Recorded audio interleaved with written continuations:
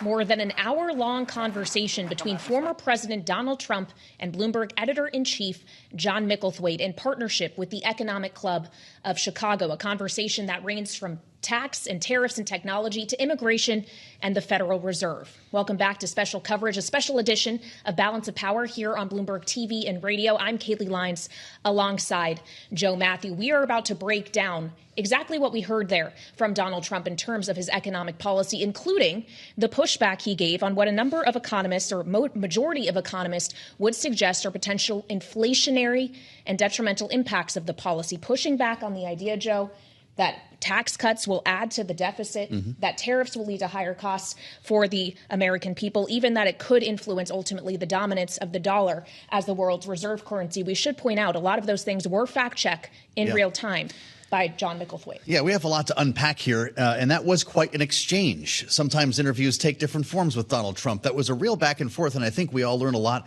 by listening to it.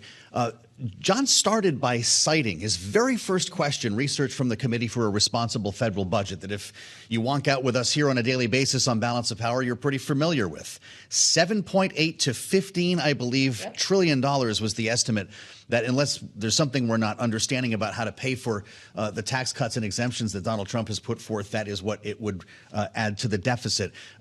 Donald Trump wasn't having any of that, Kaylee, and that's nothing new in this case. Yeah, continually pushing back on, again, what the majority of economists would agree would be the economic impact of his policies. So we want to turn now to an economist. Bloomberg Economics' Anna Wong, who leads our U.S. economic coverage, is here with us in our Washington, D.C. studio. So, Anna, you, of course, have done analysis on what the policies of not just Donald Trump, but Kamala Harris could mean for the U.S. economy. When he says things like we're all about growth, that companies will only be protected by stronger tariffs. Is that really how it's going to translate economically if these things become reality? Yeah, so I think he simplified his own policy impact a little bit. So if we looked at his tax policies, which is all about tax cuts, lowering corporate tax cuts, of course, those would be all economic models would say generally in the short term, it would boost growth.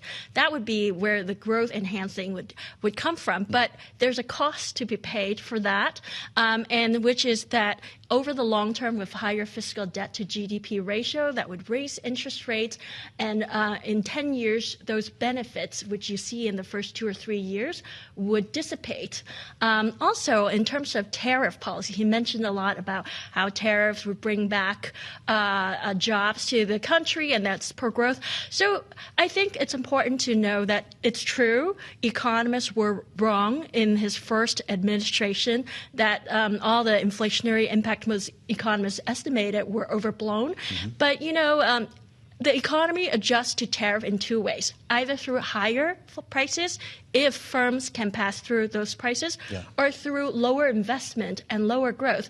And in his first administration, what happened was it didn't translate into higher prices. However, it did translate into lower growth due to trade policy uncertainty. We've had conversations on this program, in fact, quite recently. Today, Joe Lavorgna was on. Before that interview, Scott Bessent was on a couple of days ago. They returned to the theme of looking at this as a whole, that each proposal taken in a vacuum is not going to add up to what the former president is seeing here. When you actually do that, when you combine the tariffs with the tax proposals and drill baby drill, his idea of lowering energy costs to lower inflation across the board, do you see it any differently?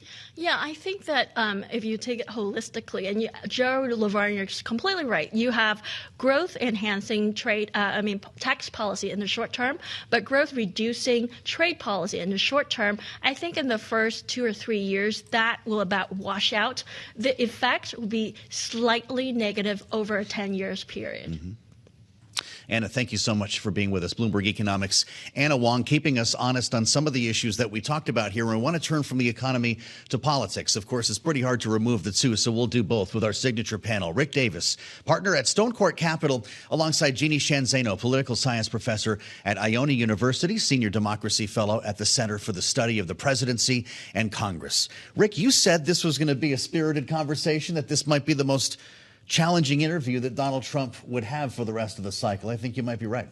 Yeah, and I think one of the more sober and serious conversations. I thought John Micklethwait did a fantastic job of keeping focus on the issues that he was asking about, trying to do the follow-up that he was requiring. And look, I mean, you know, you got to give Trump credit. He hung in there. He told lots of stories that exemplified, you know, his policy points. And I think as a communicator, we underestimate Donald Trump's ability to sort of package his arguments in these kinds of storytelling that are easy for people to digest. So his audience wasn't the Chicago Economic Club sitting in the room and dining on rubber chicken.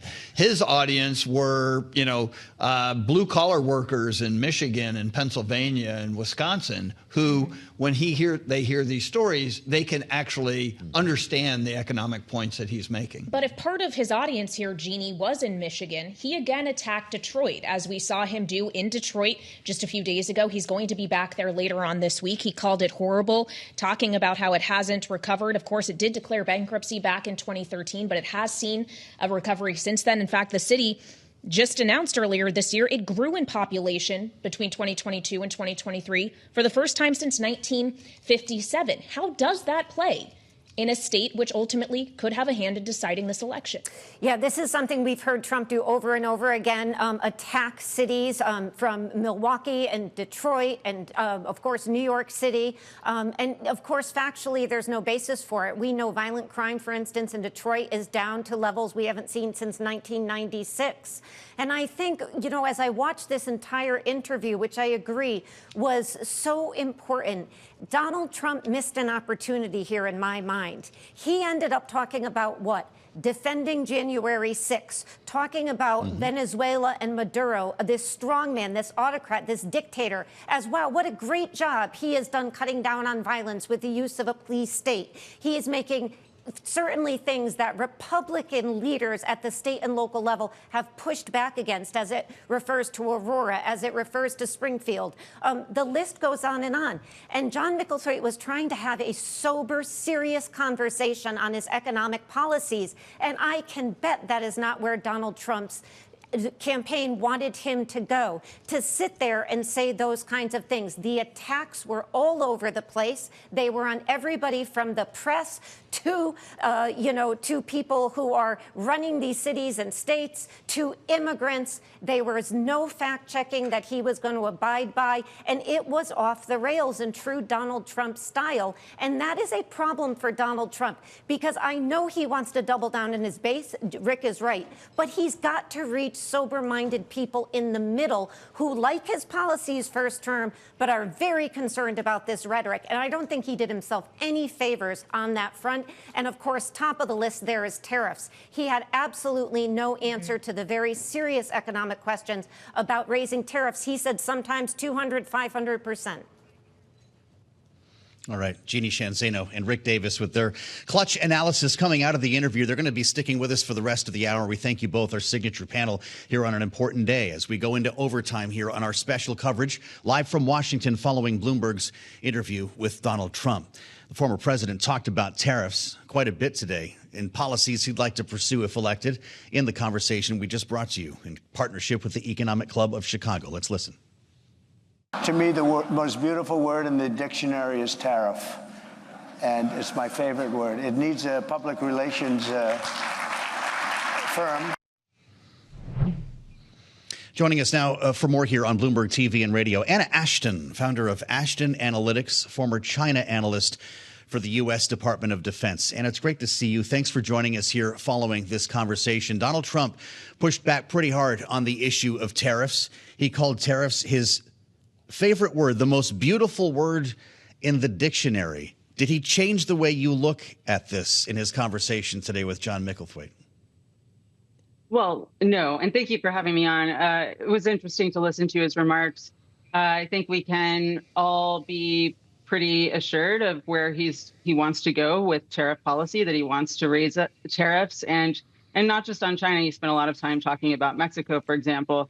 And he said that, our allies have been more problematic than our enemies. So the EU, Japan. Well, Anna, as you mentioned, Mexico, according to factcheck.org, there is only one small Chinese car manufacturing plant in Mexico right now. But something else we heard from Donald Trump was the suggestion if you make the tariffs high enough, and to quote him, so high, so horrible, so obnoxious, they'll come right away, meaning they will come and make things in the U.S. instead. What is the realistic chance that manufacturers in China are going to be able to suddenly up and move all that business to the United States and have supply come out of there? How does that actually translate in reality? Well, I think it's going to be really interesting to see if this is, a sign of Trump kind of evolving his perspective on China and what he wants from the relationship, because he certainly wasn't really gung-ho about inviting Chinese investment into the United States in his first term. In a second term, would he be? It sort of sounds like it. It sort of sounds like he sees tariffs as a way to bring foreign investment into the United States to create jobs. And I think a lot of people could get on board with that from an economic standpoint. However, there are many, many people in Washington in both parties who are not particularly enthusiastic about Chinese investment in the United States. And not just in Washington, there are governors all over the country who also are not keen on that. So I'm not sure that it's within Trump's power to change hearts and minds domestically. I want to ask you about what the former president said about Taiwan, Anna. He was asked whether he would send American troops to defend Taiwan in the event of an invasion or a blockade by China. He didn't really answer that directly. He said, quote, "I have a very good relationship with President Xi." Is his relationship good enough to avoid that scenario if he were reelected? I think it's less about whether or not his relationship with President Xi is good enough, and more about the fact that, he is a confirmed. He does not want to have American forces fighting foreign wars. And he's indicated in other interviews that he's not particularly interested in sending troops to Taiwan unless Taiwan is going to pay more for U.S. defense. He wants more of a quid pro quo relationship than he believes we have right now. But again, this is where Trump diverges from the majority of minds that are shaping policy in D.C., both Republican and Democrat. I don't think that his own party is particularly aligned behind that idea. Well, and perhaps the divergence that matters most, at least with 3 weeks to go until Election Day, Anna, is how his policy diverges from the policy that Kamala Harris has suggested she pursue. Keeping in mind, she has been attached to this administration that has left intact and in many ways, actually, in many instances, expanded the tariffs put into place under the first Trump administration. Harris, who has also talked about making sure the U.S. is leading the technology war against China. How realistically are we going to see differences in approach here? And is it just a matter of scale, if you will? Maybe not tariffs of the kind Donald Trump is talking about, but tariffs all the same. I certainly think we're going to see tariffs all the same.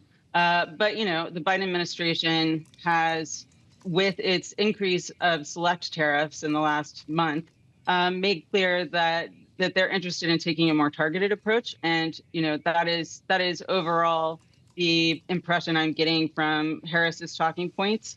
So I think that, yes, we will see continued tariffs. We will see a continued emphasis on industrial policy as part of the effort to make the United States more competitive with China and ensure U.S. competitiveness going forward. But I don't think that a Harris administration would be interested in the kind of across-the-board tariffs on everything from China and things from everywhere else that Trump seems to be enthusiastic about.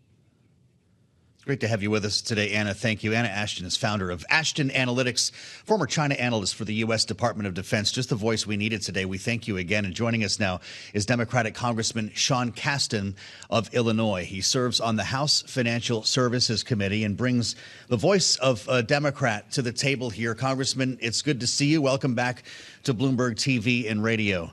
What you just heard today from Donald Trump is the most complete explanation and most complete presentation we have heard of his economic proposals, making the Trump tax cuts permanent, a series of exemptions on things like tips, overtime, Social Security, and others that we might not even have time to list here today, and an overall approach to inflation that starts with energy. Drill, baby, drill, he says, will bring down prices across the board. Are you on board? Well, look, it's hard to follow a lot of that because so much of his representations of the economy were just flat wrong. We've seen surges in foreign direct investment over the last 4 years. We've seen almost a doubling in manufacturing investment in the United States over the last 4 years. Yes, there's been inflation, but slower than all the other countries in the OECD. We've had record-setting job creation. This is an economy to celebrate, and he seemed to be focused on bad-mouthing it. But I want to just talk about the energy piece for a moment. In April of 2020, under Donald Trump, the price of oil collapsed because of COVID. Trump responded by calling the Saudis and threatening to pull all military aid out of Saudi Arabia unless they curtailed production to raise the price of oil to protect U.S. oil producers. He has always put the interests of producers over the interests of consumers. And when you're talking about drill, baby, drill, we are using a lot less coal than we used to in the United States. We've had basically no growth in oil. That's because we've invested in efficiency, we've invested in renewables. The person with a solar panel on the roof is not paying for electricity anymore. What Trump is pushing for is not lowering costs for consumers on energy, but raising prices to energy producers. He's done that consistently, and let's not pretend it's something else. Well, Congressman, as we consider this is a plan he says ultimately will lead to lower inflation, let's talk about inflation and who all has a role in combating that, because obviously the Federal Reserve is part of that game, too. Donald Trump was actually asked about the Fed and the influence the president should have on it in this conversation. Let's remind ourselves of what he said. I think that if you're a very good president with good sense, you should be able to at least talk to him. I don't say make the decision at all. Congressman, what's your response to that? I guess you have to really love the economy of the 1890s to want a non-independent Fed and a massive tariff policy. Jay Powell, I don't agree with Jay Powell on everything, but Jay Powell has done a masterful job, as he should, of staying above politics. The idea of an independent Fed is that, as your viewers know well, right? Sometimes it's not politically wise to do the right thing for the economy. Interfering with that is a really, really dangerous path to go down. And we've been there in our past, right? There was a point when we didn't have an independent Fed. Those weren't good times for the U.S. economy. Well, with that said, where is the economy going to be here, in your view, when the next president takes office, Congressman? This is something that we ask a lot of lawmakers and economists here, knowing that we're seeing, or at least feeling, some concerns tied to a slowdown here. Obviously, interest rate cuts are part of the picture, which some could suggest benefit the incumbent. In this case, I guess we could call that incumbent Kamala Harris. But what's your view about where we're going to be in January when you come back to Washington? I suppose prognostication is a fool's game, but I think, some of the metrics that we've been watching closely in the economy, we've seen this surge of investment for the last 4 years, really for the first time in decades. We've consistently seen job creation outposting worker creation. Our workforce has not been growing as fast as the jobs have. That was creating some upward pressure on inflation, was certainly contributing to it. It's a good problem to have, right? Because there were so much investments going on in the United States. We have seen some of that pressure easing, frankly, thanks to inflation. And one of the concerns that I have personally is that it has become so bipartisan to demonize immigration. And I think we shouldn't lose sight of the fact that immigration is substantially what's allowing our economy to create jobs so quickly and not have upward pressure on inflation. Inflation's come down. I do get concerned about that xenophobia and where that might push us, but on balance, I feel pretty good about where the economy is right now. We're still staying, 4.2% unemployment, which is pretty good. The job revisions, such as they are moving in the right direction, and let's keep a steady hand on the tiller. Congressman, we just have a minute left here, but it was brought up in this interview and again in our conversations afterward, the deficit impact potentially of Donald Trump's plans. And the median estimate from the Committee for a Responsible Federal Budget, it's $7.5 trillion. Harris's is lower. Yes, $3.5 trillion is their base case, but that still does add to the United States' burden. How do you defend some of those policy ideas, knowing the fiscal impact they could have? Yeah, look, I think it's a real concern for all of us that the deficits keep growing up. Any serious conversation about the deficits, has to talk about, we have Social Security, Medicare, and the military. That's the overwhelming majority of what's there. And if we decide politically we don't want to touch those three, then we have to talk about the revenue side of the equation. What is the single most important thing we can do that still gives people the dignity they deserve in retirement and still keeps the United States as the leader of the free world is to fully fund the IRS. The head of the Trump IRS told us that the under collection of taxes that are due but not collected, reaches almost $1 trillion a year. You can go a long way towards cleaning that up if we get there. Trump is not wild about that. He's a guy who's obviously been found guilty of tax fraud, but we have to fund the police, right? We have to fund the IRS's ability to go out and make sure that we collect. And if we do that, we create a ton more headroom, and I think then we can have a conversation around, well, if we tweak this tax this way or this tax this way. But it's a purely academic conversation if we're not actually collecting the taxes anyway. And remember, these things are over 10 years when the CBO does these forecasts. $1 trillion a year is $10 trillion over a 10-year forecast. Let's get it done. All right, Congressman, appreciate your time this afternoon. That is Democratic Congressman Sean Casten of Illinois, member of the House Financial Services Committee. We appreciate it. We're continuing to analyze Trump's comments made just moments ago during an interview with Bloomberg editor-in-chief John Micklethwait. We should note, as John noted, Kamala Harris has been invited to participate in a similar conversation. Back with us now for final thoughts is our signature political panel, Rick Davis of Stonecourt Capital and Jeanne Sheehan Zaino of the Center for the Study of the Presidency and Congress. I don't know how many more interviews, opportunities like this there will be in the next 3 weeks, Rick, because that's all the time that is left. How many more conversations do you expect Donald Trump to take part of through traditional media means like this when he's been going on podcasts, as has Kamala Harris, other means of reaching out to voters? Yeah, I think they've both been in the bubble, right? So they'll do interviews with friendly outlets. And Donald Trump has been more aggressive in spending time on his friendly outlets than Kamala Harris has. But as we talked earlier in the show, Kamala Harris has a very big interview tomorrow with Bret Baier on Fox, taking herself out of the bubble, putting herself in an environment, frankly, probably the equivalent of what we just saw today at the Chicago Economic Club. And so I don't think you're going to see much more of that. I would be surprised if Donald Trump wants to re-up on another deal like he did today. And at the same time, without these presidential debates, we don't really have any way of scoring where we think the presidential candidates are right now. And this is the time when a lot of American voters are making up their minds in the last instance. In other words, I'm ready to vote now. Who's it going to be? And there are still, I know it's hard to believe after the long slog we've been through, there are still voters trying to figure out who they want. And I think these kind of events help dictate that. Remembering, of course, and you remind us of this a lot, Rick, some people are already voting and have already voted with early voting and absentee ballots in the mix here. Jeanne, what do you think about what Rick just said? Does Kamala Harris need to respond to what Donald Trump said today? I think she should. I think these are exactly the kind of forums, I agree with Rick, in which we need to hear from these candidates, and both of them. And I give Donald Trump a lot of credit for sitting down with a one-on-one interview and taking some tough questions. And I think people should go back and listen carefully to what he said. I mean, he talked about everything from not wanting to appoint judges who were too old. And when John asked him, well, you're 78, he said, no, that was justices. Right? He talked at the end about Republicans himself being a party of common sense, and yet common sense questions like, if you decrease taxes and you don't cut spending, how do you pay for that? He sort of poo-pooed a lot of that, to use a very formal word. So, I think people should go and listen to what he had to say.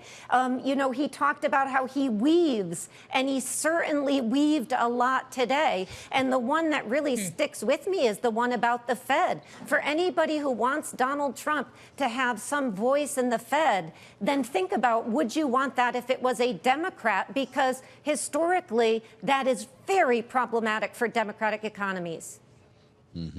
That's Jeanne Sheehan Zaino alongside Rick Davis, our signature panel today. Thanks, both of you, for being with us as part of our special coverage here. We're going to have a lot more on this a little bit later on today. The late edition of Balance of Power that starts at 5 p.m. Eastern Time with much more to unpack. Kaylee Lyons will get back together in a couple of hours with a lot more here on Bloomberg TV and radio.